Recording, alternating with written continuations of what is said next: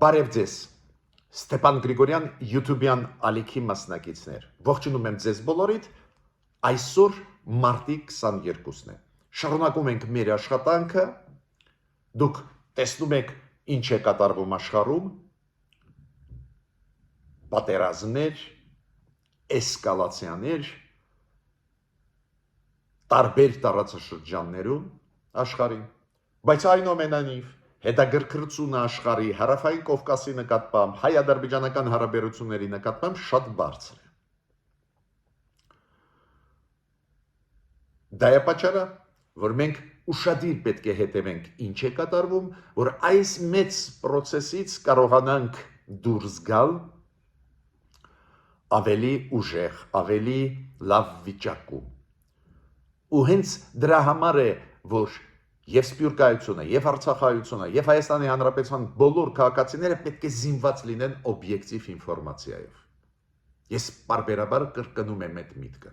Ու մեր YouTube-յան ալիքը ես զարգացնում եմ ու շնորհակալ եմ, որ դուք բաժանորդագրվում եք, կիսվում եք, լայքում եք, աջակցում եք մեզ։ Հենց դրա համար, քանի որ մեր ինֆորմացիան ուսումնասիրված է, մեր ինֆորմացիան ստուգված է, վերլուծությունը համապատասխանում է իրականության։ Նաև հայտվում ես հանդիպում եմ հայտնի մարդկանց հետ, լինում են արտասահմանում ամենախոշոր միջոցառումների, Հայաստանում տարբեր պատվիրակությունների հետ հանդիպում եմ, քննարկում ենք, մենք ձեզ հետ ունենք լավ պատկերացումներ, ինչ կատարվում է, ուստի այդ աշխատանքը անհրաժեշտ է ու պետք է։ Այսօր մենք ձեզ հետ կխոսենք Նիկոլ Փաշինյանի երեկվա հարց ու պատասխանին, որը հերհարցակվել է հանրային հեռուստաալիքով, ինքը պատասխանում էր հարցերին, մի քանի ուշագրավ հարցերի հետ կապված ես ուզում եմ արձագանքել այդ պատասխաններին Նիկոլ Փաշինյանի։ Անպայման կխոսենք պարոն Ռասմուսենի, նախկին գլխավոր քարտուղարի ՆԱՏՕ-ի այցելության մասին Հայաստան, Պարզ է այս մասշտաբի մարդիկ, ովքեր ՆԱՏՕ-ի գլխավոր քարտուղարներ էին, հզոր պետությունների նախագահներ էին, Եվրոմիության նախագահներ, արտգործնախարարներ, այս ձևի մարդիկ լավատեղյակ են աշխարհի անցու դարձից ունեն լրջագույն կապեր ու իրենց հետ համագործակցել շատ օգտակար է մեր կառավարությունը պարոն Ռասմուսենի հետ գիտեք համագործակցում է։ Ես երեք հանդիպում ունեցել եմ Ռասմուսենի հետ պարոն, ինքը գիտեք բացի պաշտոնական հանդիպումներից եւ այլ, նաեւ այդ ավանդույթը կա դեմոկրատական աշխարհում, նաեւ պատվիրակությունները եկող Հայաստան, նաեւ մեզ այդ փորձագետներից հետ հանդիպում են ու պարոն Ռասմուսենի հանդիպանը հրավիրել են նաեւ ինձ։ Մի շարք մեր հայտնի փորձագետներն էինք, քննարկեցինք իր հետ։ Շատ հետաքրքիր անձնավորություն է, շատ խելոք մարդ, պարզ է հետաքրքիր էր նաև իրան լսել մեր կարծիքը այն զարգացումների, որոնք գնում են մեր տարածաշրջանում, մեր երկրի շուրջ։ Այս գլխավոր երկու հարցեր են։ Հիմա սկսում ենք մեր այսօրվա հանդիպումը, միշտ բացի գլխավոր հարցերից ես ձեզ հետ կիսվում եմ անցուդարձով կարևորագույն ինֆորմացիայով շոշափող մեր շահերը, Հայաստանի շահերը, նաև գլոբալ աշխարհում ընթացող process-ներ։ Բայց այսօր ես մեկ թեմայից ուզում եմ սկսել։ Շատ կարևոր հարց։ Ուրեմն մեր ներքին գործերի նախարարը Արփինե Սարգսյանը երեք ասեց դրա մասին, որ Հայաստանը մոտ ժամանակներս կկանքի պայմանագիր այն ընկերության հետ, որը կտպի մեզ համար նոր պաշտպանված անձնագրեր, կենսաչափական անձնագրեր։ Վաղուց է այդ process-ը գնում է, վաղուց է մենք խոսում ենք դրա մասին, որ պետք է արագացնել, հիշում եք նախկինում լեհական ընկերությունը տպում էր մեր անձնագրերը 2007 թվից մինչև 2017 թիվ, բայց այդ պայմանագիրը վաղուց է ավարտված է, մենք չունենք հիմա կենսաչափական անձնագրեր, պարզը զարգանում է աշխարհը, պարզ է նոր ընկերություններ ավելի պաշտպանված տպում են կենսաչափական անձնագրեր, դա նորմալ է, զարգանում է ամեն ինչ։ Հիմա մեկ ֆրանսիական եւ երկու գերմանական ընկերություններ դիմեցին այդ մեր հայկական տենդերին, ու առաջի փուլը մարտ ամսին, այս ամսին անցավ, մնացին երկու տեխնացու, երկու ընկերություն, որոնք կարող են հաղթել։ Ու Արբինե Սարգսյանը ասաց, որ մարտ ամսին, մինչև մարտի վերջը, երկրորդ փուլով մենք վերջնականորեն կորոշենք, որ ընկերներից մեկը կստանձնի այդ պարտավորությունը։ Այդ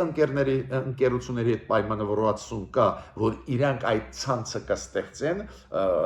ստեղծելու տպելու մեր կենսաչափական անձնագրերը նոր ամենաժամանակակից, որոնք պաշտպանում են մեր անձնական տվյալները, տեխնիկապես ավելի լավ վիճակի անձնագրեր են եւ այլ եւ այլ։ Ու դա դու գիտեք շատ կարեւոր է, որ մենք ի վերջո վիզաների ազատականացմանը հանձնենք Եվրոմիության հետ։ Անչափ կարեւոր process է։ Դա է պատճառը, որ ես հատուկ ուշադրությունը ձեր դրա վրա դարձնում եմ։ Բայց ես մի բանի վրա նաև ուշադրություն ուզում եմ դարձնել։ Այս կենսաչափական նոր անձնագրերը, որոնք մենք կունենանք ուղիղ 1 տարուց հետո, քանի որ այդ process-ը հիմա ավարտվում է, կընտրվի ընկերությունը, 1 տարվա մեջ այդ ընկերությունը ամբողջ ցանցը կստեղծի ու կսկսի տպել մեզ համար լավ որակի, բարձր որակի անձնագրեր մեր քաղաքացիների համար Հայաստանում։ Բայց այստեղ նաև ուրիշ կոնտեքստ կա։ Դուք գիտեք, որ Հայաստանի անձնագրերով մենք առանց վիզա, առանց մուտքի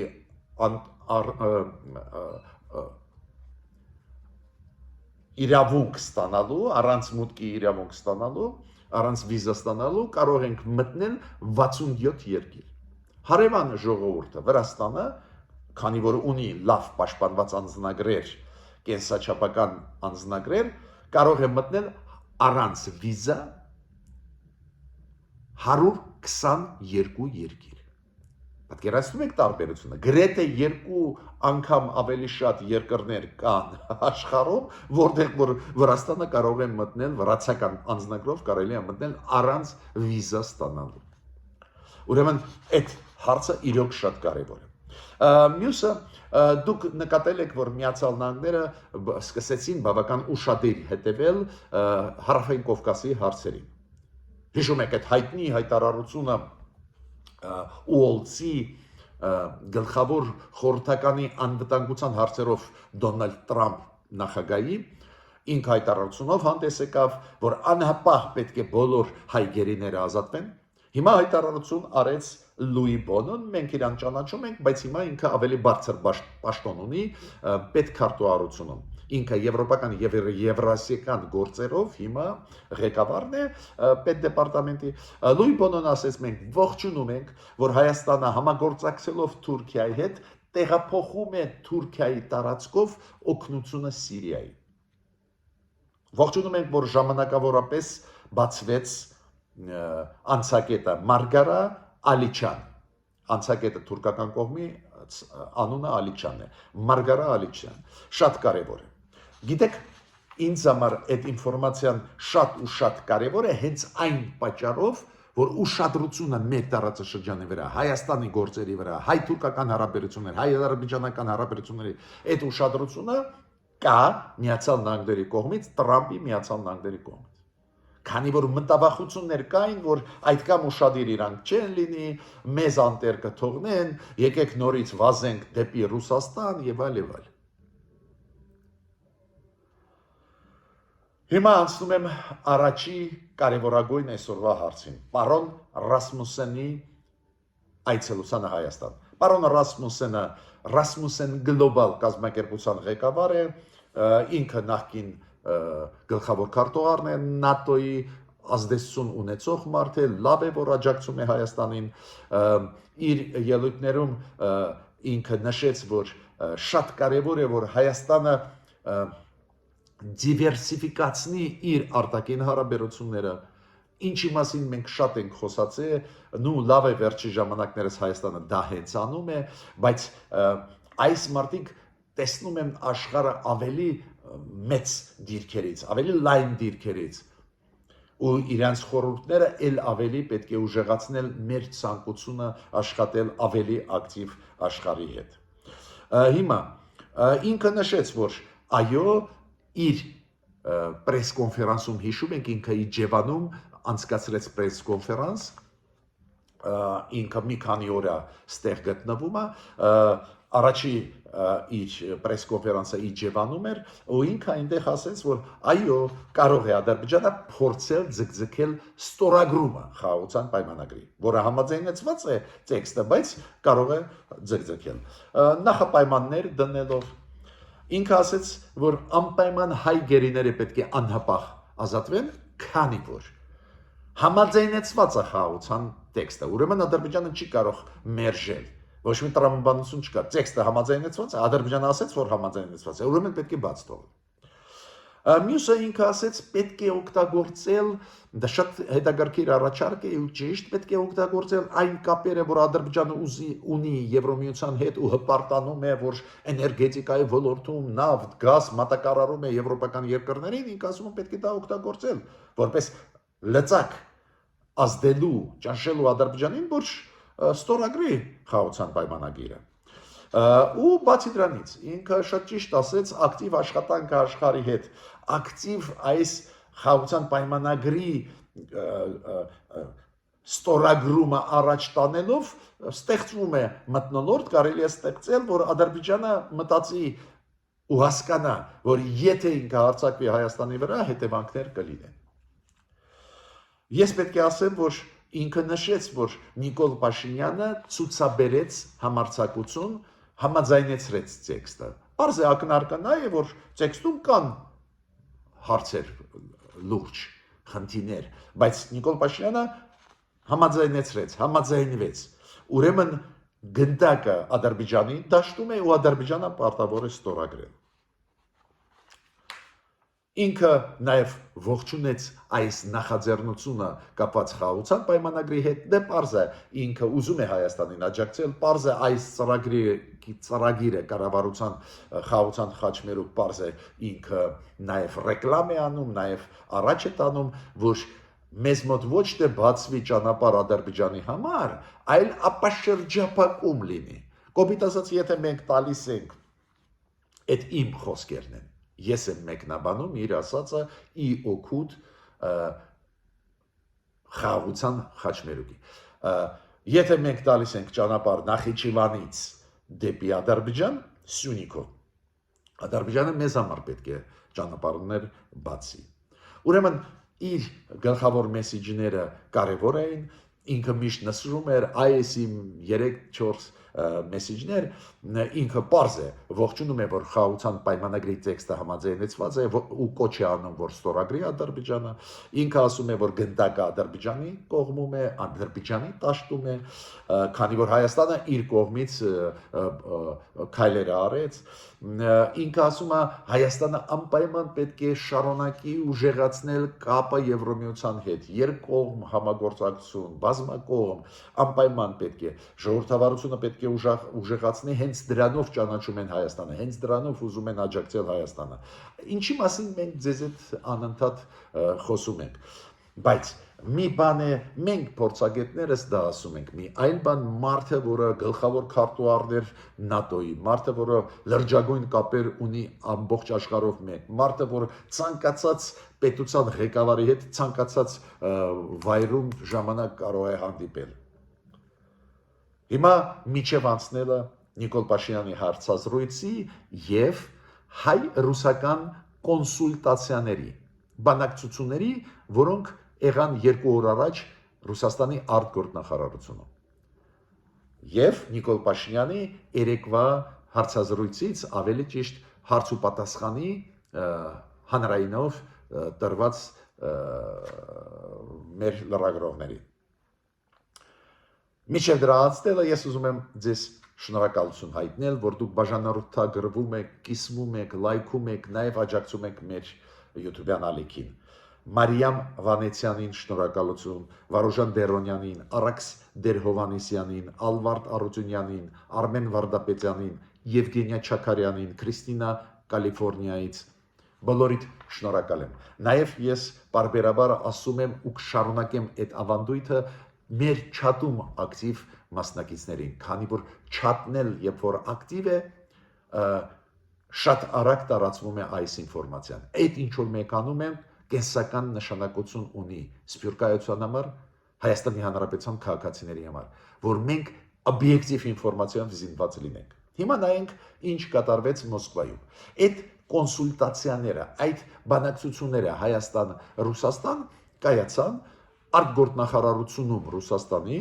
Ռուսաստանի կողմից փոխարտգործնախարար Գալուզիններ, Հայաստանի կողմից Հայաստանի փոխարտգործնախարար Սաֆարյաններ։ Շատ հետաքրքիր է կարդալ ու տեսնել տարբերությունը այն հաղորդագրությունների, որոնք եղան այդ հանդիպումներից հետո։ Դա ընդունված է, եղել են բանակցություններ երկու պետությունների միջև։ Ռուսաստանի արտգործնախարարությունը տպեց իր տեքստը, տպավորությունը այդ բանակցություններից ու մենք մեր արտգործնախարարությունը։ Ինչն է շատ հետաքրքիր։ Դուք չեք պատկերացնում ինչքան հետաքրքիր է այդ տեքստերը կարդալ։ Ընդհանուրը մենակ մեկ բանն էր։ Մշակույթի եւ հումանիտար հարցերը կողմերը ասեցին շատ կարևոր էր։ Եվ Հայաստանի տեքստում կար եւ ռուսական, որ մշակույթի եւ հումանիտար հարցերում այդ պետք է շարունակենք, մեր պետությունները ունեն մեծ փորձ, ավանդույթ համագործակցել այդ ոլորտում։ Քաղաքական հարցերում տարբերությունը էական է։ Ռուսաստանը ասում է գլխավորը 3 գումարած 3-ն է, 3 գումարած 3, դուք հիշում եք դա ինչ է։ 3 հարավկովկասյան երկրներ գումարած 3 հարևաններ՝ Թուրքիա, Ռուսաստան, Իրան։ Ստեղ մենք շատ քիչ անելիք ունենք։ Այդ էլ քաղաքական հարցերով, քանի որ ժամանակը ցույց տվեց, որ Ռուսաստանը Ադրբեջանի հետ միասին, Թուրքիայի հետ միասին օտարեցին մեզանից Լեռնային Ղարաբաղը։ Ռուսաստանը ու Ադրբեջանը շարունակում են թշնամական քաղաքականություն Հայաստանի դեմ ուղղված։ Երեկվա Սերգեյ Շոյգուի հայտարարությունը, սպառնալիքները բաց հայ ժողովրդի նկատմամբ բաց։ Շատ բանի մասին խոսում են։ Ուրեմն 3+3-ը, որի մասին խոսում է ռուսական տեքստում, ոչ մի կապ ու մեծ շահ չի պարունակում մեզ համար։ Եվրասիական ինտեգրացիան պետք է շարունակվի։ Ստեղ էլ հարցականն է լիքը։ Եվրասիական միությունը մեղմ ասած հաճախ չի արձագանքում մեր կարիքների։ Պարբերաբար վերին լարսը փակվում է, ոչ մի կայուն կապ չկա։ Պարբերաբար մեր ապրանքները չեն թողնում, որ մտնեն եվրասիական շուկա։ Բայց Ռուսաստանը առաջ է տանում այս երկու հարցերը։ Հայաստանի տեքստում այլ հարցեր են։ Հայաստանը նշում է, որ Ռուսաստանի կողմին ներկայացվեց դելիմիտացիա դեմարկացիայի process-ը Ադրբեջանի հետ։ Ներկայացվեց խաղաղության պայմանագրի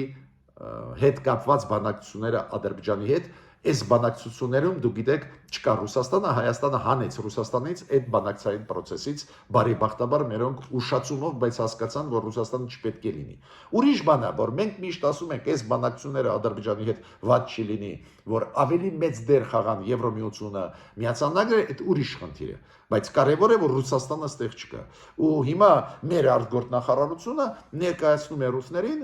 Ռուսաստանի արտգործնախարարությունը, որ դելիմիտացիա դեմարկացիա, խաղաղության պայմանագրի հետ կապված առաջընթաց կա, խաղաղության խաչմերուկի մասին մերոնք խոսացին, պատմեցին ռուսական կողմին։ Ուրեմն տարբերությունը այդ տեքստերի միանշանակ ցույց է տալիս, որ լրջագույն տարբերություններ կան Հայաստանի եւ Ռուսաստանի միջև, էական տարբերություններ կան Ռուսաստանի ու Հայաստանի միջև, մեր քաղաքականությունների միջև։ Լուրջ են տարաձայնությունները, լուրջ են հակասությունները։ Ռուսաստանը Ադրբեջանի հետ է։ Այս բանակցությունները հայ-ռուսական Մոսկվայում արտգործնախարարությունների միջև ցույց տվեցին ու այդ տեքստերը հրապարակված ցույց տվեցին։ Գիտեք, Արադ Միրզոյանը երեք ունեցավ հեռախոսազրույց Սերգեյ Լավրովի հետ։ Նաև շնորհավորեց ծննդյան օրվա կապակցությամբ։ Գիտեք, մերոնք իրոք դիվանագիտական փորձի պակաս ունեն։ Եթե Ռուսաստանը մնար բարեկամ պետություն կամ գոնե նեյտրալ, ես կհասկանայի, որ Արարատ Միրզոյանը շնորհավորում է ծնունդի կապակցությամբ Սերգեյ Լավրովին։ Բայց Սերգեյ Լավրովի պլանը իրականացավ։ Այդ պլանի մասին մենք 10 տարի է խոսում ենք։ Դու հանձնում ես Ղարաբաղը Ադրբեջանին, դրա դիմաց բան չես ստանում։ Այդ հայտնի բանաձև է։ Ու շնորհավորել այդ մարդու ծննդյան օրվա կապակցությամբ համոզված չեմ, որ դա ամենալավ տարբերակն էր։ Հիմա Եվրոմիությունը, դա շատ հետաքրքիր է։ Եվրոմիությունը պատրաստեց սպիտակ գիրք։ Եվրոմիության անվտանգության հարցերի հետ կապված, Եվրոմիության ռազմաարդյունաբերության հնարավորությունների մասին, Եվրոմիությունը մտահոգված է, որ Ռուսաստանը շարունակում է պատերազմը Ուկրաինայի դեմ, կարող է հարձակել Եվրոմիության անդամ պետությունների, Եվրոմիությունում գնում են այդ քննարկումները, որ պետք է ստեղծվի բանակ Եվրոմիության, լուրջ process-ներ են գնում, ու Եվրոմիությունը պատրաստեց լրջագույն վերլուծություն։ Այդ լրջագույն վերլուծությունը վերաբերում է այդ սպիտակ գիրքը հենց մինչև 2030 թիվը ինչ պետք է անի Եվրոմիությունը, որ իրեն պաշտպանի, ուժեղացնի պաշտպանությունը Եվրոմիությանը, անվտանգությունը Եվրոմիության եւ այլ։ Ու այնտեղ վերլուծություն է տրվում, ինչ գլխավոր վտանգներ ունի Եվրոմիությունը, առաջի հերթին կապված Ռուսաստանի քաղաքականության հետ պարզ է, բայց ոչ միայն, ու երկրորդը ինչ վտանգներ կան այն պետությունների կանգնած այն պետությունների առջև, ովքեր Եվրոմիության բարեկամ պետություններ են, գործընկեր պետություններ են, օրինակ Մոլդովան, Վրաստանը, Հայաստանը, օրինակ Արևմտյան Բալկանների երկրները, ովքեր դեռ Եվրոմիության անդամ չեն։ Ու այնտեղ գրված է, որ Ռուսաստանը փորձում է ապակայունացնել այս երկրները, ու Հայաստանը նշված է։ Այդ մենք ձեզ այդ գրեթե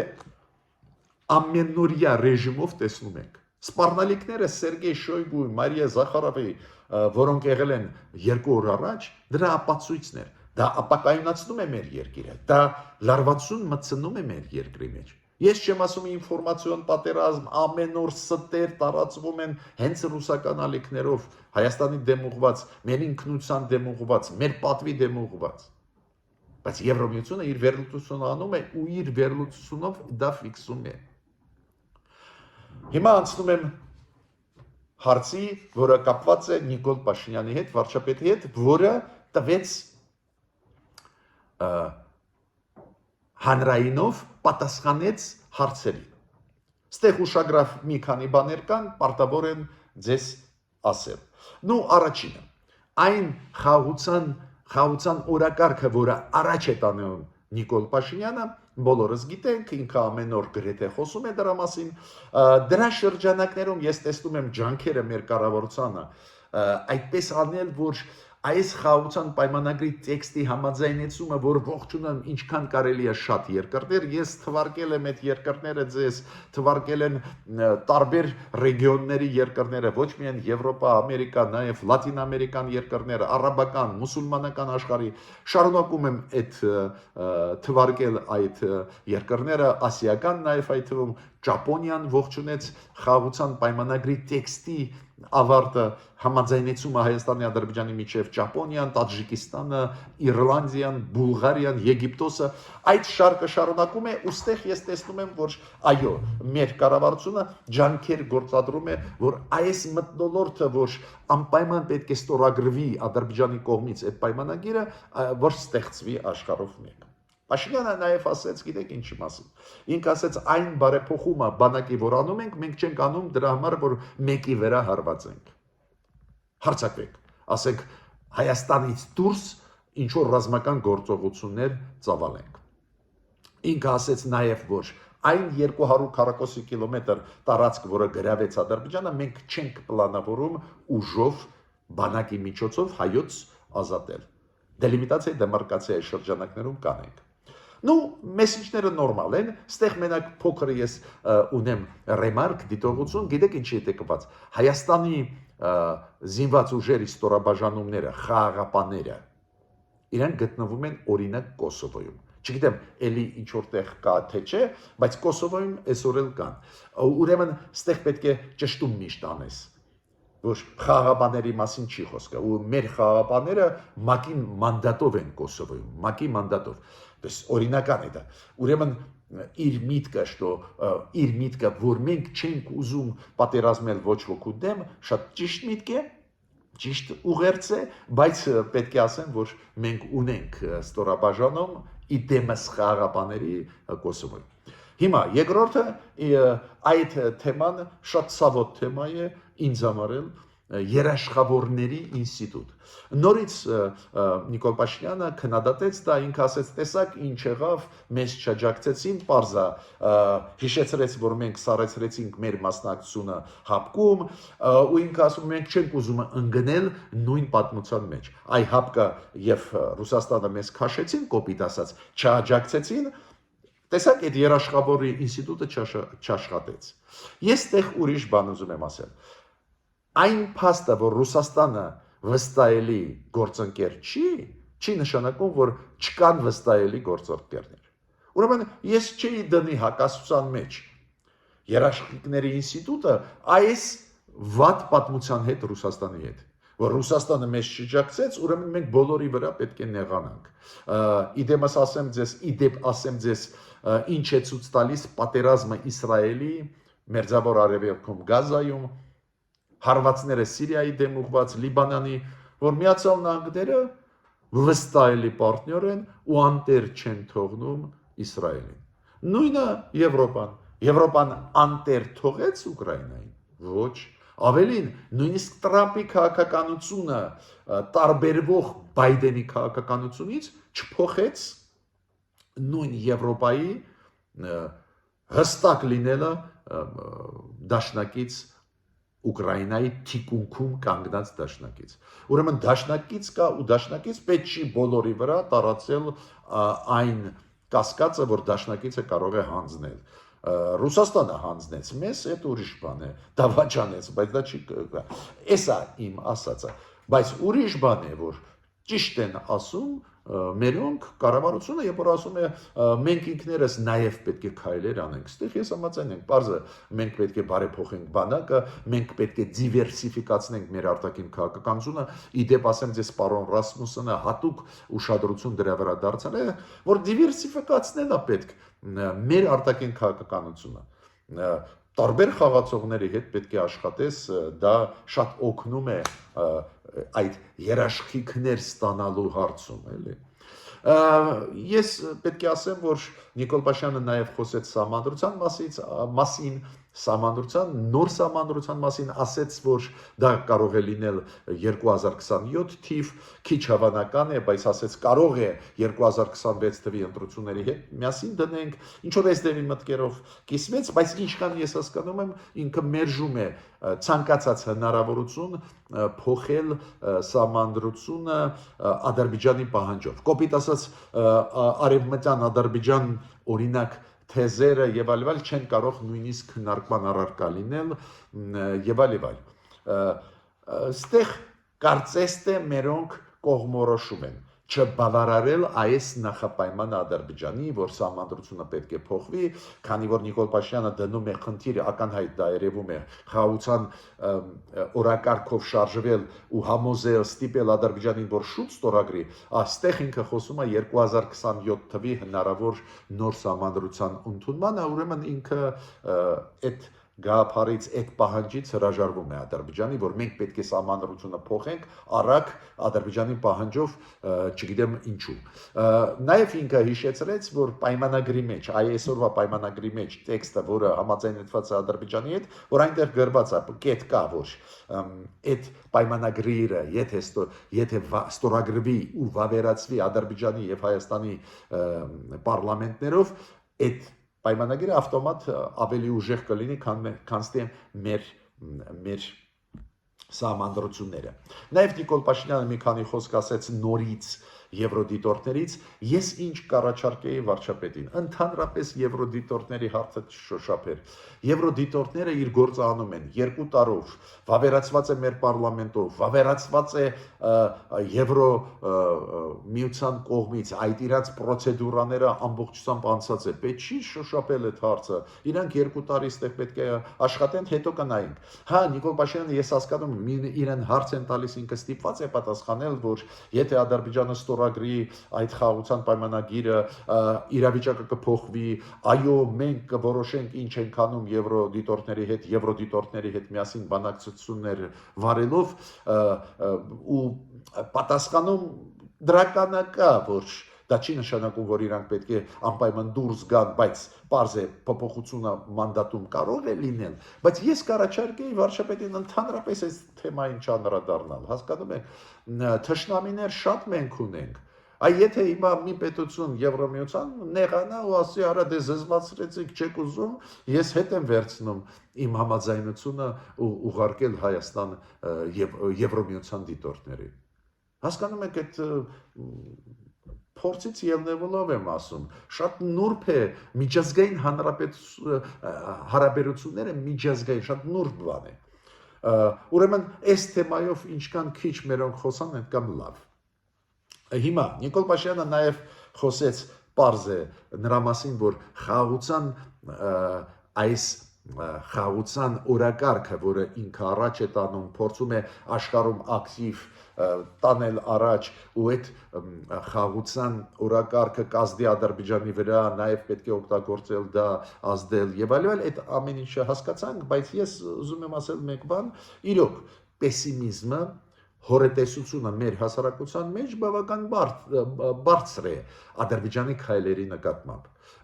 Իրոք Ադրբեջանի քայլերը, Ադրբեջանի հայտարարությունները, նախապայմանները, Ադրբեջանի քայլերը Լեռնային Ղարաբաղում, հետքերը հայկական իրանք քայլարկել ոչնչացնում են։ Պարզ է,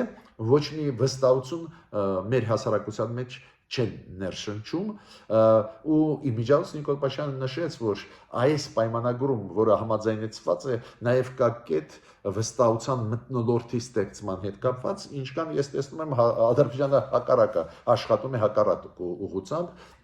ինչ կա չկա քանդում է Լեռնային Ղարաբաղում, վստահությունը ել ավելի փոքրացնում է, բայց ես տեսնում եմ կառավարությունը լի է վճռականության առաջ տանել խաղաղության օրակարգը։ Թող տանեն առաջ,